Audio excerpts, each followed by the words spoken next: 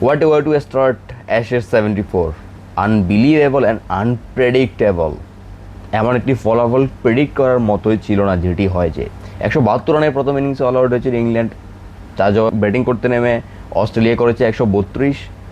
দ্বিতীয় ইনিংসে ব্যাটিং করতে নেমে ইংল্যান্ড আবারও করেছে 164, এবং যেখানে 132 রানে প্রথম ইনিংসে অস্ট্রেলিয়া অল আউট হয়ে গিয়েছিল, সেখানে ইংল্যান্ডের কাছে একটি প্রেডিক্টেবল জিনিস ছিল। আমরা নিজেরাও হয়তো ভাবছিলাম এমন যে এই পিচটিতে ব্যাটসম্যানরা কিছু করতে পারছে না। প্রথম 3 ইনিংসেই, যেখানে 119 ওভারেই এর আগে শেষ হয়ে গিয়েছে 30টি উইকেট দুই দলের মিলে, মাত্র একজন হ্যারি ব্রুক ব্যাটসম্যানদের মানসম্মান রক্ষা করেছে একটি অর্ধশতক করে। ফাস্ট বোলাররা কমপ্লিট ডমিনেশন করছিল দুই দলেরই। সেখানে চতুর্থ ইনিংসে ব্যাটিং করতে নেমে যে কোনো দলই কীভাবে করতে পারে এটি তো প্রেডিক্ট হয়ে গিয়েছিল।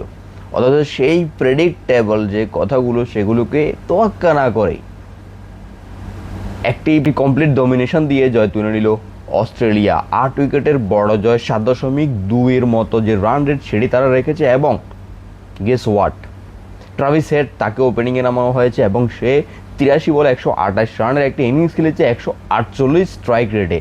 এটি টেস্ট ক্রিকেট ছিল এবং একটি অসাধারণ 8 উইকেটের জয় দিয়েই অস্ট্রেলিয়া তাদের যাত্রা এবারের অ্যাশেজ সিরিজে শুরু করলো।